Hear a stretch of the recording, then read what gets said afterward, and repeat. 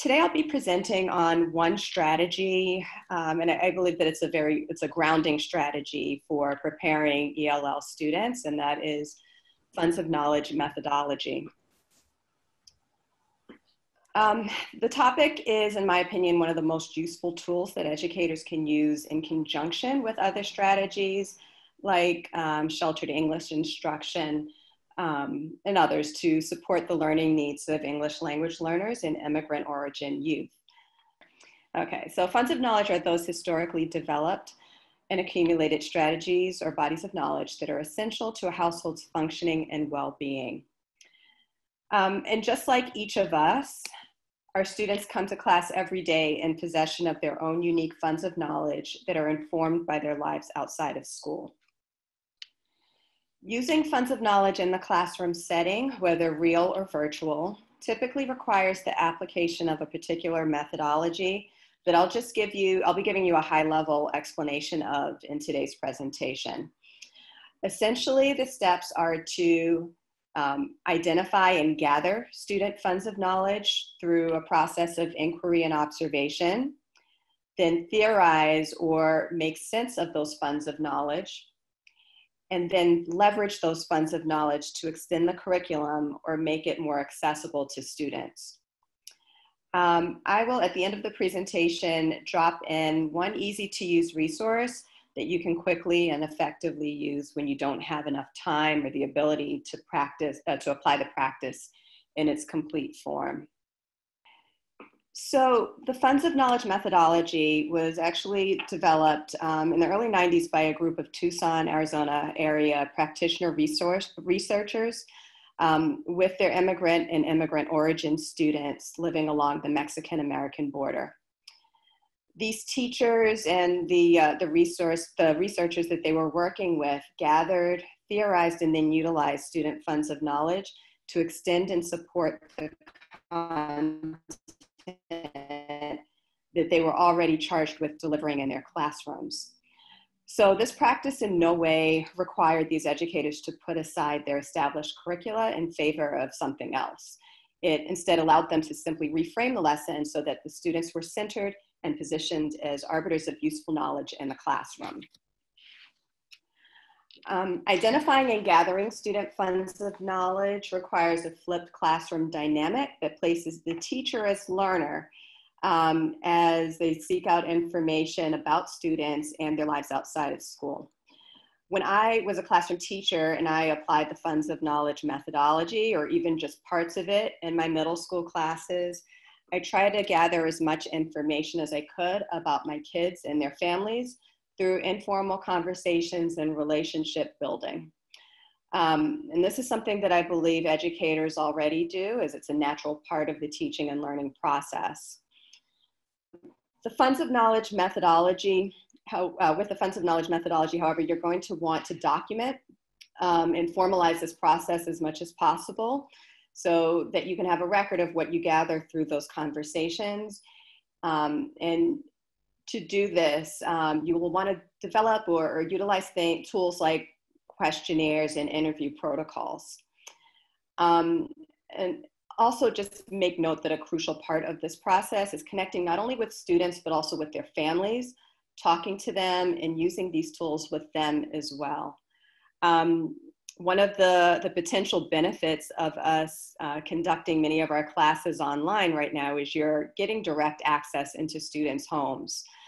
And there does need to be a heightened level of collaboration with families in order to make sure that, the kids are online, are getting online, that, you can actually see a window into what students' lives are like outside of school. So this may be an opportunity, the shutdown and the transition to virtual learning may be an opportunity for us to more readily collect these funds of knowledge from students and families.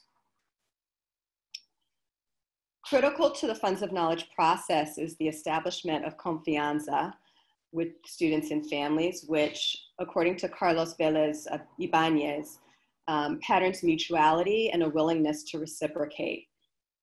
It's quite simple. If the relationship is marked by distrust, then you won't be able to get beyond a superficial understanding of the communities that you're trying to connect with. You have to be able to express a genuine interest in getting to know your students and families, and allow yourself to be vulnerable, like share about yourself within kind of professional limits, your experiences and your traditions to gather funds of knowledge. So a couple of years ago, I interviewed 30 Boston area teachers to find out what they knew or believed they knew about the funds of knowledge that existed within their classrooms.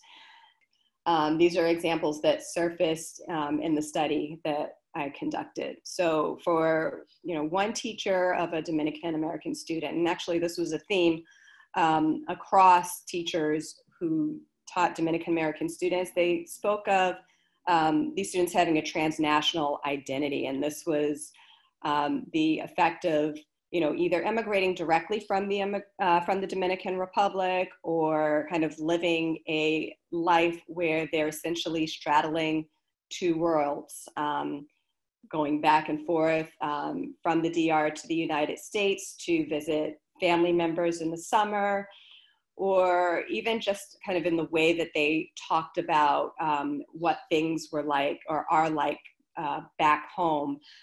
Even if they'd never been to the Dominican Republic, there was always this sense that, that the island was where home was for them. Among teachers with Chinese American students, and this is true of teachers who taught students living in Chinatown, a couple of them spoke of their students having knowledge of running a restaurant or running the family business. Many in the Boston area, many of the students who lived in Chinatown were, if not direct immigrants themselves, they had, they were first generation Americans whose families ran businesses in the Chinatown neighborhood. And then another example from a teacher with Haitian American students. This teacher talked about these students' ability or facility with oral presenting, argumentation, and this may harken back to the kind of oral traditions that are practiced within the Haitian community. They also spoke of this student or, these students as having heightened facilities with collaborative efforts. So these were students who were well-versed and very skilled with kind of working on group projects and figuring out how to share the work and delegate responsibilities and maybe even assume some leadership in that regard. Now that you have this information in hand, what do you do? I think that a lot of it depends on your specific content and the grade level and really on the students themselves that you have in front of you. I just want to remind everyone and reinforce the idea that, or the necessity of getting to know your students as individuals, because you can't really make generalizations about students' funds of knowledge just based on what you may or may not understand about their culture.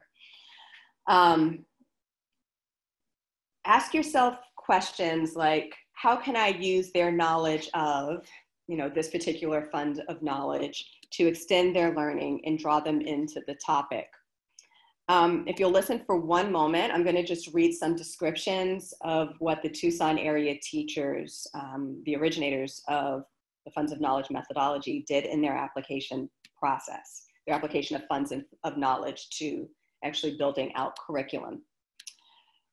Quote, teachers visited students' homes as if they were anthropologists, gaining an understanding of their Latinx students' cultural backgrounds, as well as gathering material from their curriculum. One teacher drew on the expertise of parents employed in construction occupations to create a mathematics curriculum based on building a house. Another found that many of her students' families had extensive knowledge of the medicinal value of plants and herbs, so she taught specific concepts in that context. Still, another based a curriculum unit on the discovery that some students regularly returned from Mexico with candy to sell. Students investigated the economics of marketing, compared Mexican and American candy, did a nutritional analysis of candy, studied the process of sugar processing, and conducted a survey on favorite candies for which they graphed data and wrote a report. So these are just some examples or some ideas of how the funds of knowledge, once gathered and theorized, were actually leveraged to enrich the curriculum and make their lessons more effective. Before I send you on your way, let me just highlight 3 important caveats or considerations that you'll want to consider. Number 1, funds of knowledge are not just about what people do at home, but they also draw from experiences in the wider community that extend beyond the home and even into the virtual. Kids learn from each other all the time, and in this day and age, there's probably more that happens on the internet than anywhere else. So information that's acquired online or through social media should never be discounted. Culture is fluid. Secondly, we need to move beyond simplistic descriptions of culture. It would be wrong to assume that all students who share a particular aspect of their identity have the same experiences or that they possess the same funds of knowledge. When I was talking about the data that came out of my study, I know that it would be wrong for anyone to assume that, all Chinese American students have knowledge or expertise of, running a business or working in a restaurant. That is an example of a particular fund of knowledge that a student possessed. And the same for the Dominican American and the Haitian American students that I talked about a few slides ago. Besides, just using culture as a focal point for curriculum connections will only allow you to gain a surface level understanding of who your students are and what they're able to accomplish. So we want to focus less on what, students' cultures may say or show about them, and more about their practices and what they're able to do as a result of their time at home or in the community. And lastly, as remote learning is quickly becoming a standard form of instruction, I want you to think about the opportunities that this new environment may present in building connections with families, as you'll be in more direct contact with students' lives outside of school than ever. I know that this can be hampered sometimes by the fact that, students may experience some discomfort with having their home environments on display. And I also know that, when dealing with immigrant students, especially, language barriers are definitely something to consider, and, they may challenge the prospect of connecting with families. But to the extent possible that you can, try to use the resources at your fingertips to, communicate with families. And sometimes that means, asking the kid to intercede as a translator, or, making sure that you take the necessary steps to develop relationships such that you are, able to have the students feel more comfortable with them opening up some aspects of their lives to you.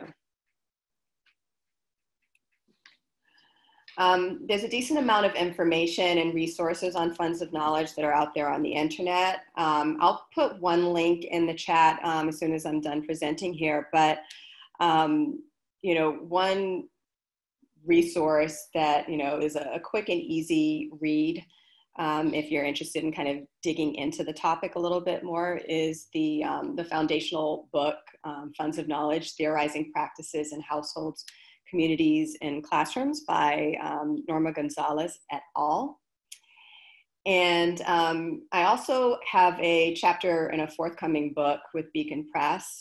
It'll be coming out, I believe, in December of this year, called Education Across Borders, Immigration, Race, and Identity in the Classroom, that will look explicitly at funds of knowledge methodology with students from Haitian American and Dominican American communities. Anyway, thank you so much for your time today, and I hope that there was something useful that you were able to gain from this presentation.